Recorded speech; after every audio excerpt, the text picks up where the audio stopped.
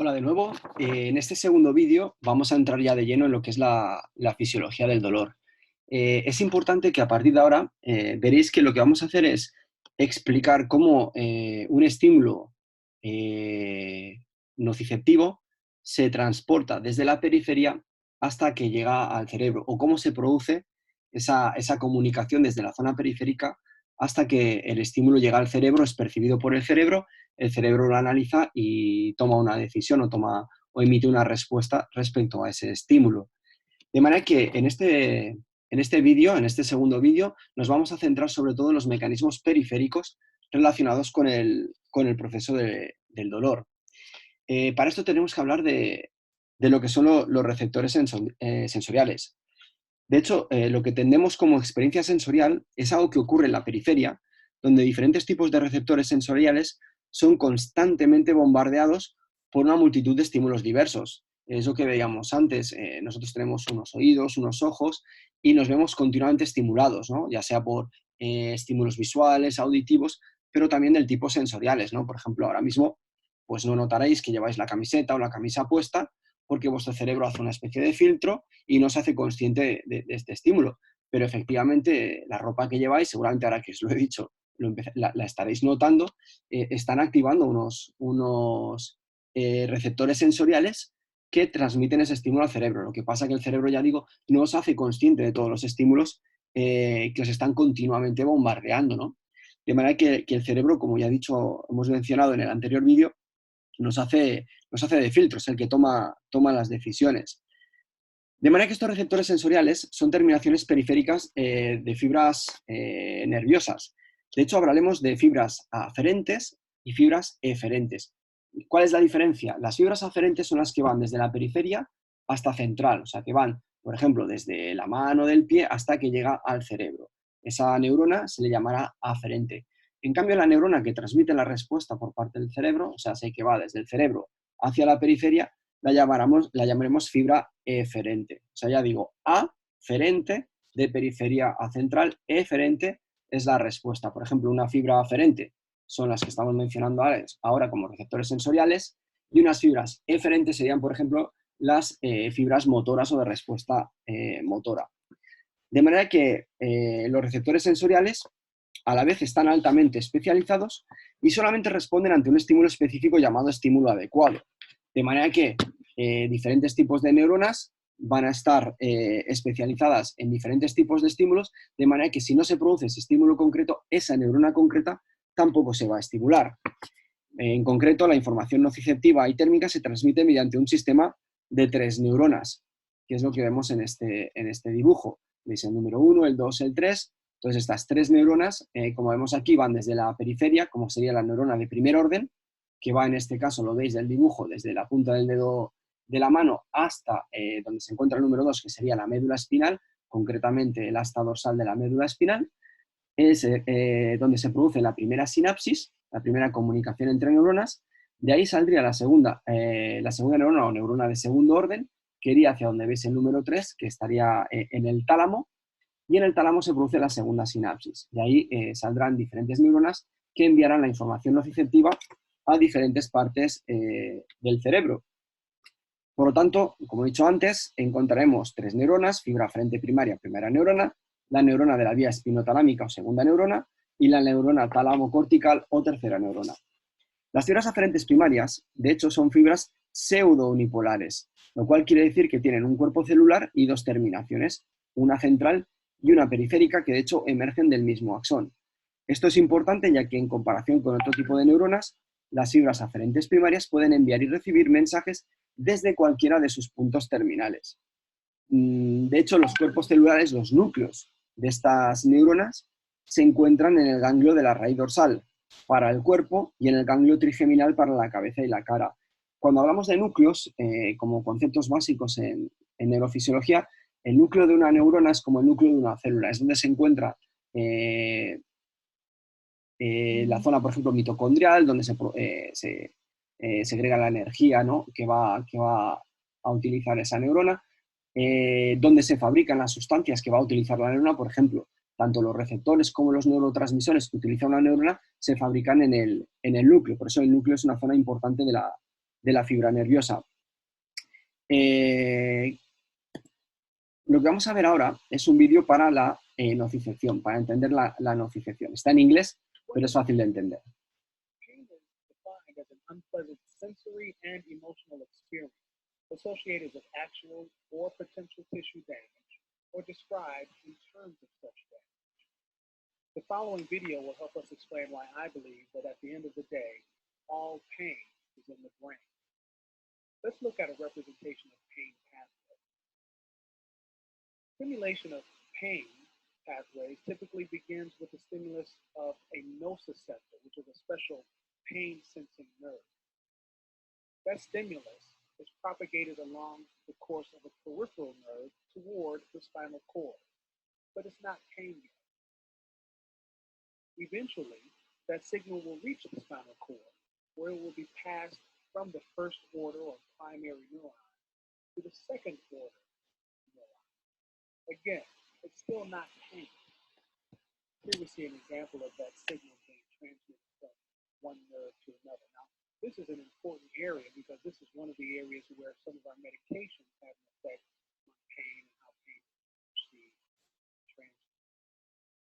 Eventually, the pain signal will ascend within the spinal cord and reach parts of the brain, first the thalamus, and then out to the cortex.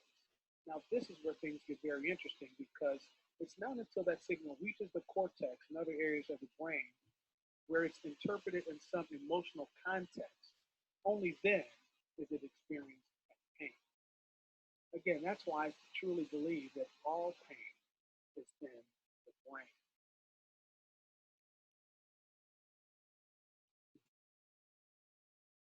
Bien, si os habéis fijado, algo importante en el vídeo, lo que habéis visto es cómo se transmite el estímulo nociceptivo desde la periferia hasta el cerebro. Si os habéis fijado, el comentarista del vídeo todo el rato hace hincapié en que hasta que ese estímulo no llega al cerebro, no es cuando podemos hablar de dolor. De hecho, si miráis algún libro de fisiología, normalmente hablan de las vías del dolor, etcétera, lo cual es incorrecto, porque las vías transmiten estímulos nociceptivos, no es dolor.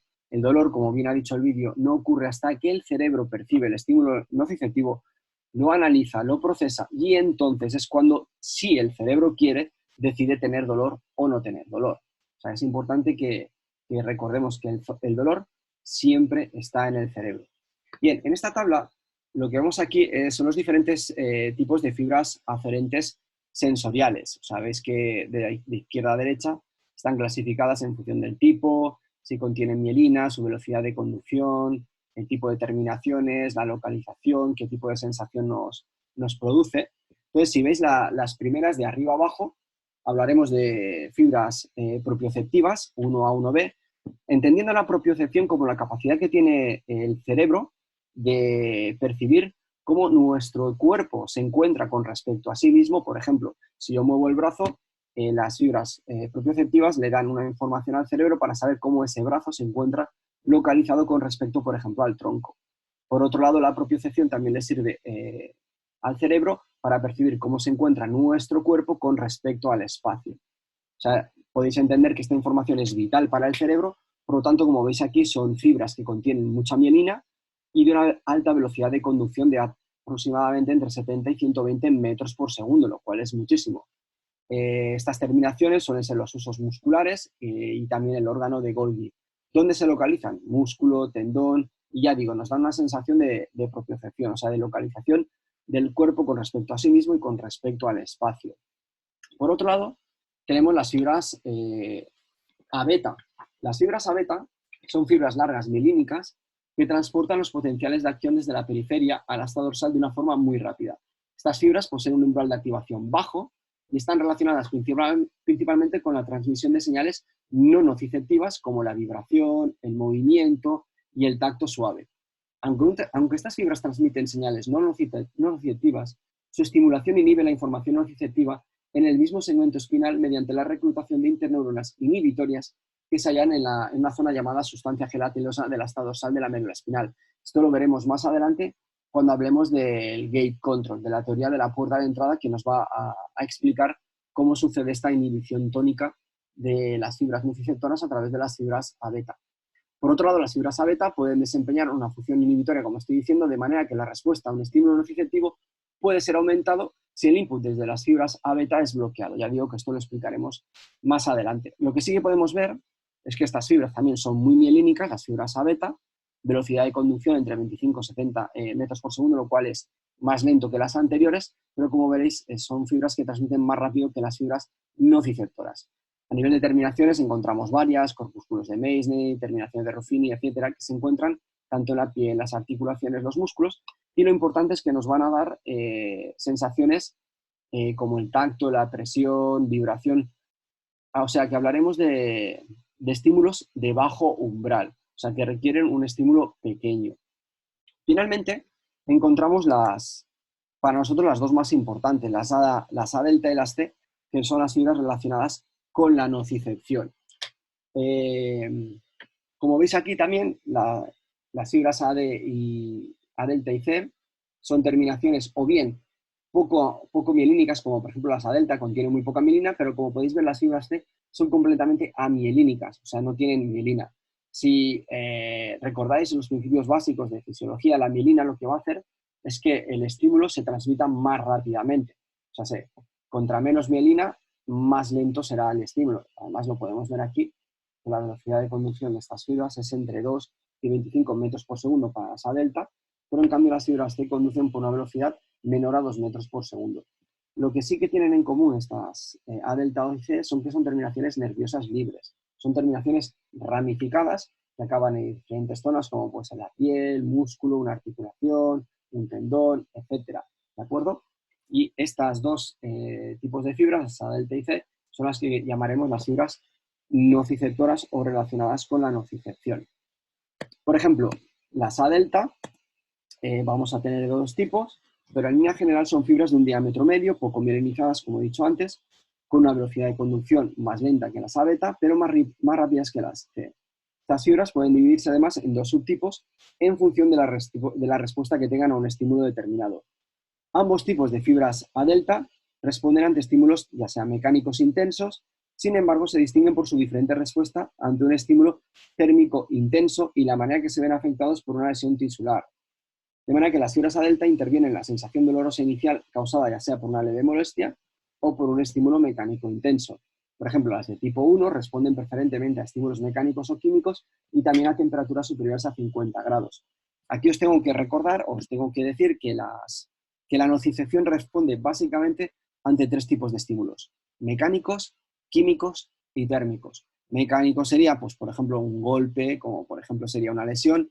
Un estímulo químico sería por o bien liberación de sustancias químicas por el propio organismo o bien sustancias químicas percibidas a nivel externo, y también los estímulos térmicos. O sea, recordar, las fibras nociceptoras se van a activar ante estímulos, ya sean mecánicos, químicos o térmicos.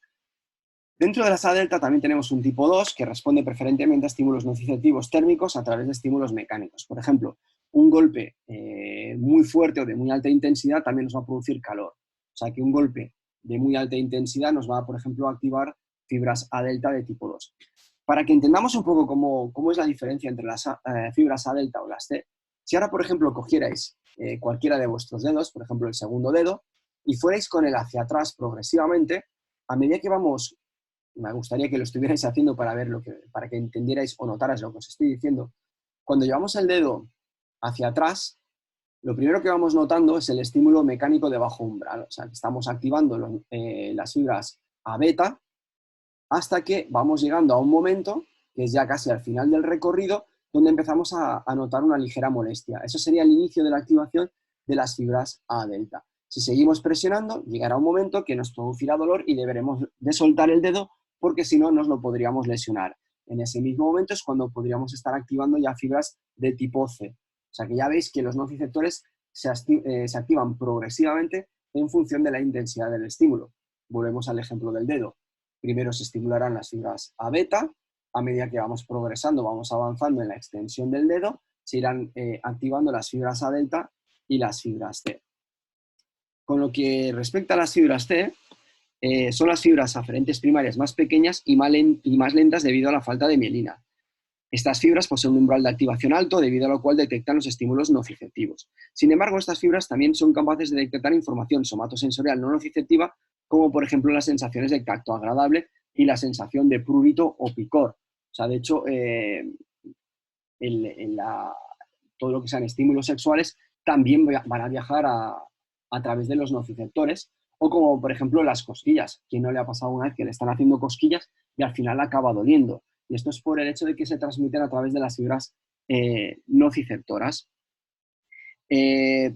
Las fibras C son mayormente polimodales. Eso quiere decir, como he dicho anteriormente, que se van a activar ante estímulos nociceptivos tanto de tipo químico, mecánico como térmico. De hecho, podemos, además de esta clasificación a nivel polimodal, podemos dividir también las fibras C como peptidérgicas y no peptidérgicas. Las fibras C peptidérgicas lo que hacen es contener unos neuropéptidos, como son el SP o sustancia P y el CGRP, que es la abreviatura de Calcitonin Gene Related Peptide, o sea, es el péptido relacionado con el gel de la calcitonina. Estos neuropéptidos luego van a ser muy importantes cuando hablemos, por ejemplo, de la inflamación o cuando hablemos de los mecanismos de cronificación en la médula espinal. Por ejemplo, algo que también es importante que tengamos claro es si hay alguna diferencia entre nocicepción y dolor. O sea, hemos dicho anteriormente que la nocicepción es cuando un estímulo que puede llegar a ser dañino es percibido por nuestro organismo mediante las neuronas nociceptoras. Por lo tanto, nos podríamos preguntar, ¿es la nocicepción igual a dolor o son sinónimo? Veamos este vídeo.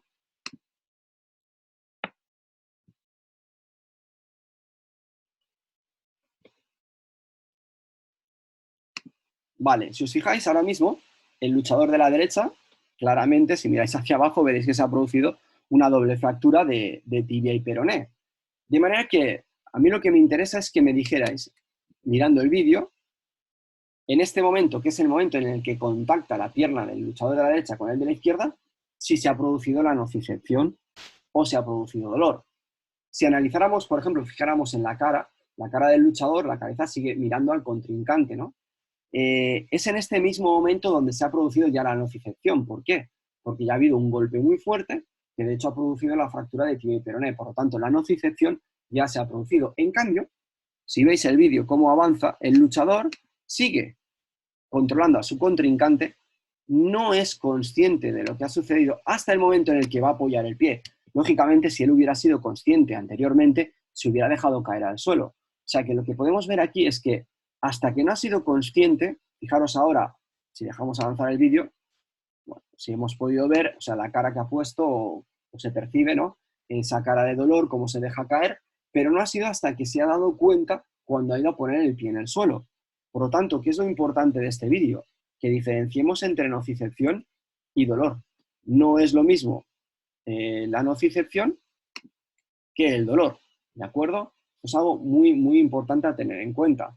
De hecho, la nocicepción se define como el mecanismo neuronal mediante el cual un individuo detecta la presencia de un estímulo potencialmente dañino para los tejidos sin necesidad de que exista consciencia de dicho estímulo. De manera que la nocicepción siempre se produce de manera automática. En el momento que hay una lesión, una posible lesión, se activan los nociceptores, lo cual no quiere decir que se produzca dolor. De hecho, seguramente más de uno o una de nosotros se ha levantado un domingo por la mañana y se ha encontrado pues, que tiene un moratón en el codo, en la rodilla, y dices, ostras, pero si yo no recuerdo haberme dado un golpe.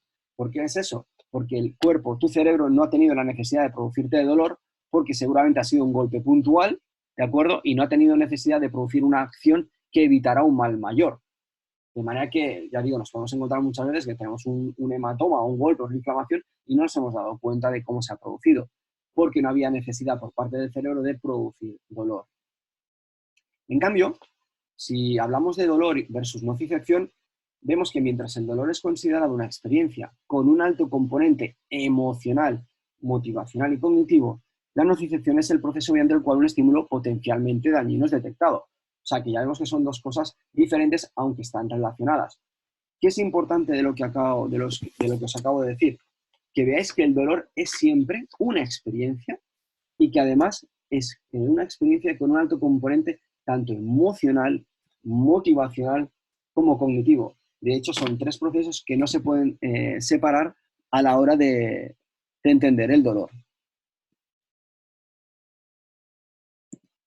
Bien, eso que vemos aquí, ¿no?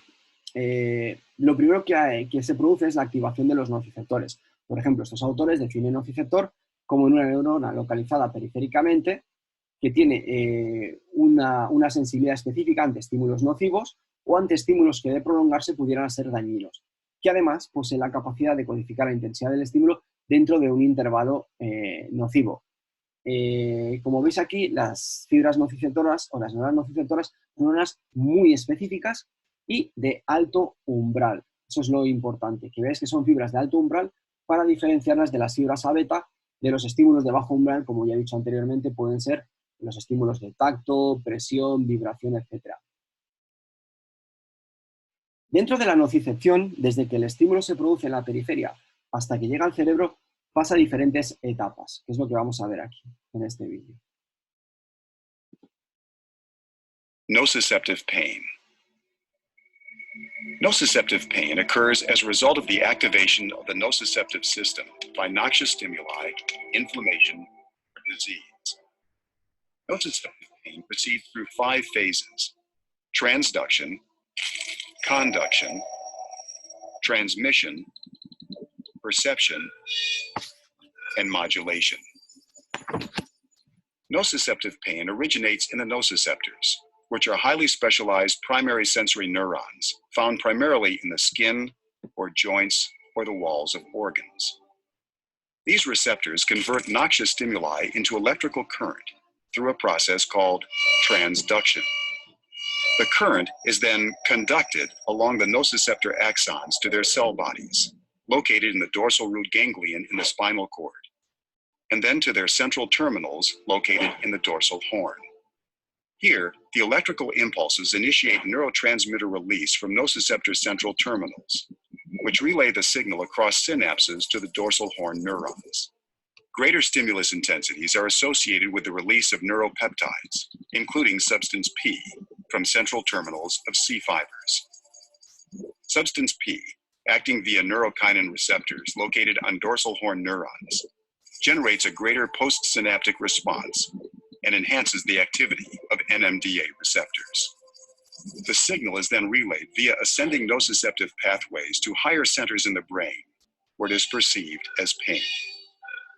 Ascending nociceptive transmissions are modulated by inhibitory or facilitatory control systems in the dorsal horn of the spinal cord. The process of inhibition and facilitation is regulated by neurons projecting from the nucleus raphe magnus in the lower brainstem. Nociceptive signals are transmitted through descending projections in the dorsal horn of the spinal cord. Facilitation serves to provide warning of tissue injury and encourages protective behaviors, such as fight or flight responses, while inhibition may serve to provide analgesia at times of danger so that pain does not compromise function.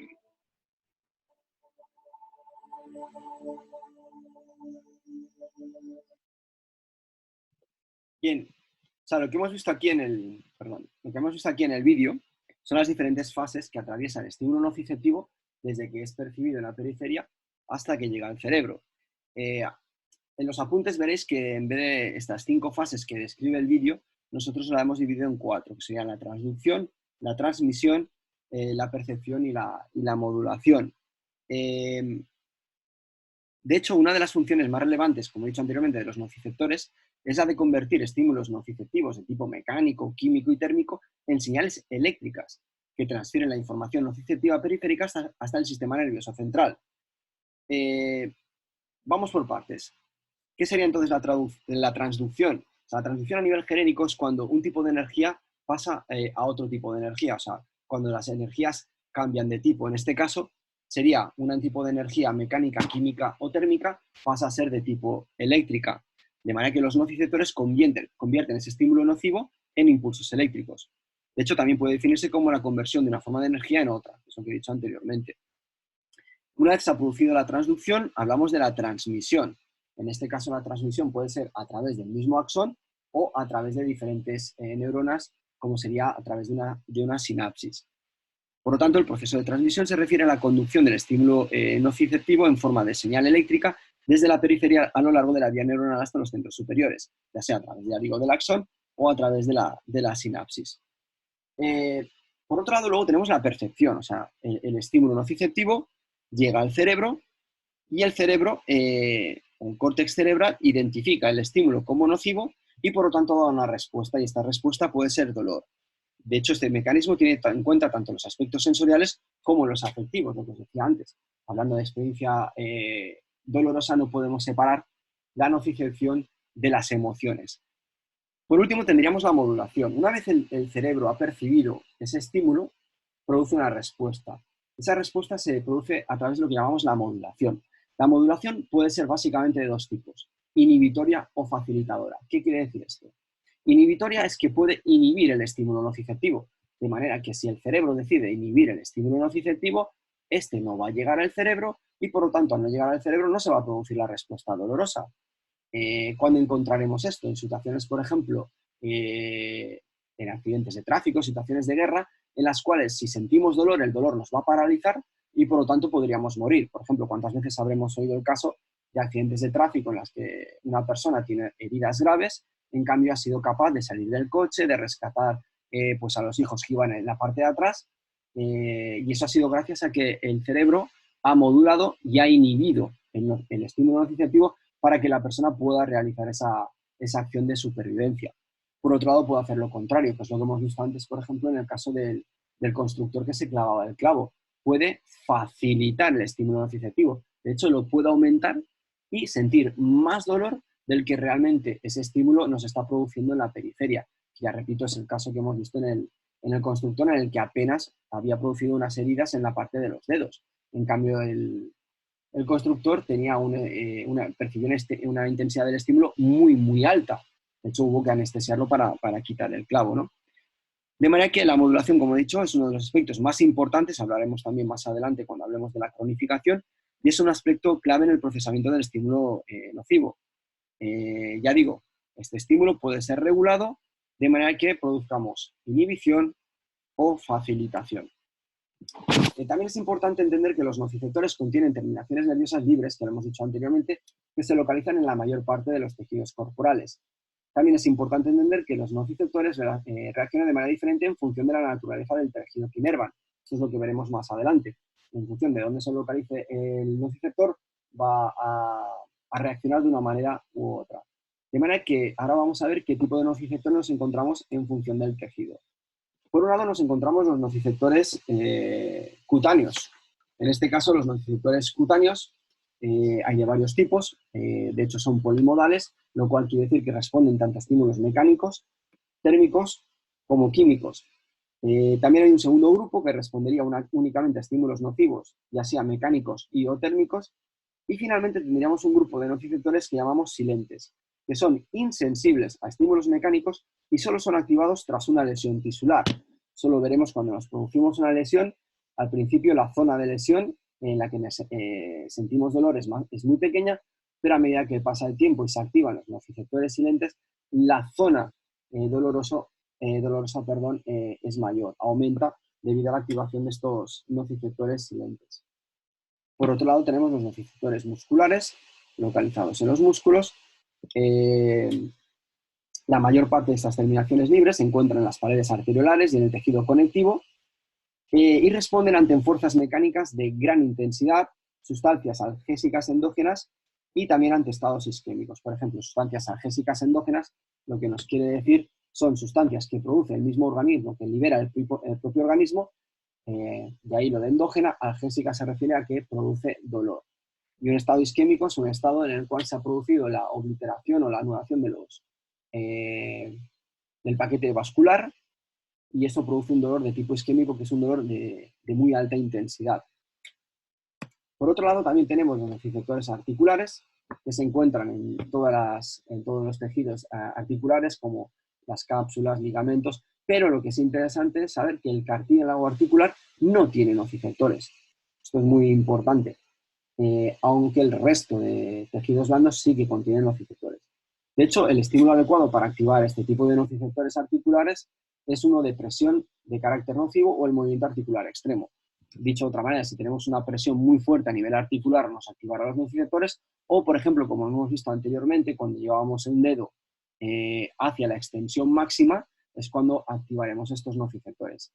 También, como hemos visto antes a nivel cutáneo, también tenemos en las articulaciones nociceptores silentes que, como hemos dicho anteriormente, se activan tras lesión o inflamación articular. Por otro lado, también tenemos los nociceptores viscerales. A diferencia de otros tipos de tejidos en los que existe una clara diferenciación entre mecanorreceptores y nociceptores, el tejido visceral puede no activar un estímulo doloroso incluso en respuesta a una lesión tisular. De hecho, los nociceptores son las únicas fibras aferentes primarias que inervan las vísceras y son considerados polimorales. Por ejemplo, un estímulo adecuado para activar los nociceptores de vísceras huecas sería la distensión. Esto lo vemos, por ejemplo, a nivel de la vejiga. A medida que la vejiga se va llenando, vamos a tener una sensación o una necesidad de ir al baño, y veremos que si nos vamos aguantando el pipí, nos va haciendo incluso molestia, porque se están activando los nociceptores viscerales. Cuando hablamos de viscerales, quiero recalcar que estamos hablando de vísceras huecas. Bien, una vez hemos hablado de los diferentes tipos de nociceptores, antes que nada también ya hemos hablado de los nociceptores silentes, y lo último que vamos a hablar es de la transmisión de las señales térmicas, ya sean tanto de frío como de calor. De hecho, se han detectado hasta 5 tipos de diferentes nociceptores relacionados con la estimulación o la transmisión de los estímulos térmicos. De hecho, esta transmisión de señal térmica nociva se produce a una temperatura aproximada de unos 42 grados, aunque esta temperatura puede variar ligeramente en las personas, entre diferentes personas, y se transmite al activar un canal específico en la membrana de la neurona llamado canal TRPV. TRPV viene del Transient Receptor Potential Vanilloid, V1.